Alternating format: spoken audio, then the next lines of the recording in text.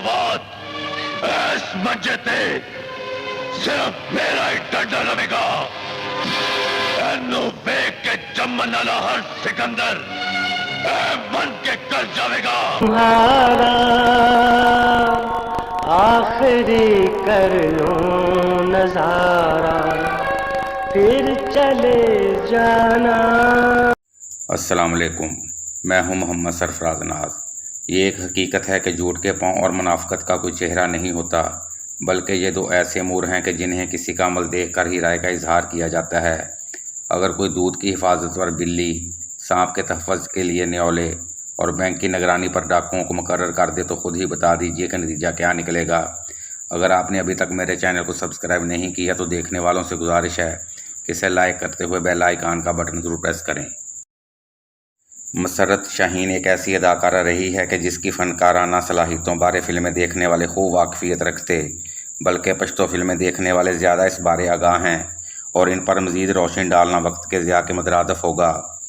ایک دو لائنوں میں یہی کہہ سکتا ہوں کہ رقص و موسیقی سے ہٹ کر متعدد مواقع ملنے کے باوجود وہ ایک سپاٹ اداکارہ رہی اور کوئی بھی ہدایت کار نغمات سے ہٹ کر اس سے ایکسپریشنز حاصل کرنے میں کامیاب نہ ہو سکا. سن 2000 میں کسی روشن خیال شخصیت یا قوت نے اسے یہ راہ سجائی کہ آپ فلموں میں بہت ادھم مچا چکی ہیں، لہٰذا اب سیاست کی طرف آ جائیں.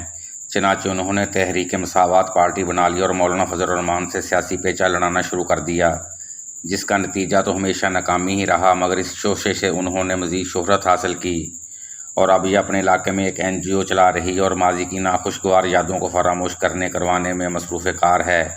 دوسروں کی مدد کرنا ایک اچھا کام ہے اور ہمیں اس کی تعریف کرنی چاہیے. جو واقعہ میں آپ کو سنانے والا ہوں اسے سنجیدگی کے معنی پہنانا کم عقلی ہوگی، مگر 80 کی دہائی میں پیش آنے والے اس واقعہ کو لوگوں نے بہت سنجیدہ لیا تھا، مگر اس کا کوئی رزلٹ نہ نکلنا تھا اور نہ ہی نکل سکا. یہ ان دنوں کی بات ہے جب وہ اردو، پنجابی اور پشتو فلموں میں کھل کر اپنی مخصوص فنکارانہ صلاحیتوں کا مظاہرہ کر رہی تھی. اس کی شروعات 70 کی دہائی سے ہوئی جب ناز علی، انیتا، عشرت چودھری، نجمہ کو پیچھے چھوڑتے ہوئے وہ پردہ اسکرین پر قابض ہو گئی اور فلمیں دیکھنے والوں کو اسکرین توڑ دنگل دیکھنے کو خوب ملے.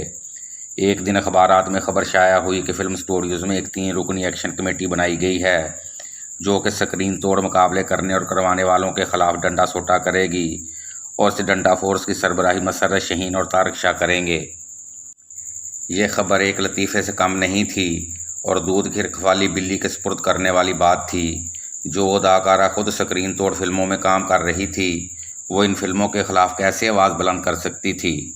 میں اور میرے سینئر صحافی دوست طالب فیصل آبادی معمول کے اسٹوڈیو راؤنڈ اپ پر تھے کہ ایک سیٹ پر مسرت شاہین ہمیں کام کرتے نظر آ گئی. طالب صاحب کہنے لگے کہ چلو آج اس سے ڈنڈا فورس کی غرض و غایت معلوم کرتے ہیں. میں نے کہا کہ جانے دیں، وہ خبر ایک ہوائی تھی اور ہمارے تیکھے سوالوں سے تلخی ہوگی، مگر طالب فیصل آبادی کی جو خوبی تھی کہ وہ خبر کے لیے ہر طوفان سے ٹکرا جایا کرتے تھے اور کسی سے نہیں دبتے تھے. جوجی خان شاہ نور اسٹوڈیو میں رہنے والا ایک ایسا ایکسٹرا اداکار تھا جو ہمیں کمپنی دے کر بہت خوش ہوا کرتا تھا. اس کے ذریعے مسرت شاہین سے انٹرویو کی بات کی گئی تو خلاف توقع اس نے انتظار کرنے کو کہا اور ہم وقت گزارنے کے لیے اداکار بدر منیر کے ایک سیٹ پر چلے گئے کہ جب تک ان کا ہی انٹرویو کر لیتے ہیں. وہ سیٹ پشتو فلم پرستان کا تھا جس میں بدر منیر ایک سردار کا رول کرنے کے لیے تخت پر تیار ہو کر بیٹھے ہوئے تھے. ان کے اشارے پر ایک شخص نے ہمارے سروں پر بھی پٹھانوں والے پگڑ رکھ دیے. ہم نے سوالیہ نظروں سے بدر منیر کی طرف دیکھا تو وہ کہنے لگے کہ یارا تم انٹرویو کرنے کے لیے ہمارے سیٹ پر آیا ہے، انٹرویو کا تو ٹائم نہیں، مگر اسے ہماری مہمان نوازی سمجھو اور سین میں شامل ہو جاؤ.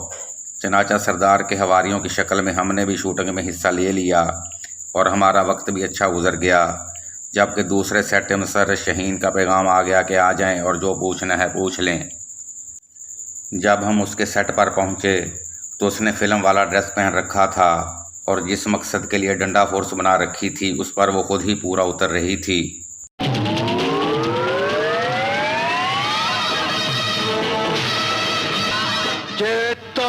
ڈنڈے دائے تو پھر سنت بدبختو اچ میں اس ڈنڈے نوں تیری نسل دی موت بنا دیں گا. طالب صاحب نے اس سے پوچھا کہ کیا یہ خبر درست ہے کہ آپ نے کوئی ڈنڈا فورس بنائی ہے؟ اس نے کہا جی ہاں بالکل درست ہے۔ سوال کیا گیا کہ کیوں بنائی ہے؟ اس نے کہا تاکہ غلط فلمیں بنانے والوں کی ٹھکائی کی جا سکے۔ سوال کیا گیا کہ آپ خود کہاں کھڑی ہیں؟ اس نے کہا کہ ماضی میں جو ہو گیا وہ ہو گیا، مگر ہم ایسی فلمیں بنانے والوں کو ڈنڈے کے زور پر روکیں گے۔ سوال کیا گیا کہ ڈنڈا فورس کی کمانڈ کون کرے گا؟ اس نے کہا کہ ابتدائی طور پر میں، طارق شاہ اور پروڈیوسر گل اکبر آفریدی اس کی کمانڈ کریں گے، پھر اس میں اور لوگوں کو بھی شریک کیا جائے گا۔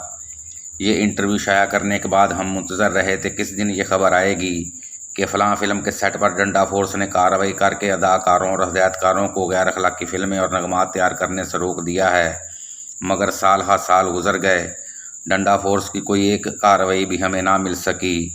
ظاہر سی بات ہے کہ دودھ کی رکھوالی پر بلی کو بٹھایا گیا تھا اور بلی خود ہی سارا دودھ پی گئی تھی۔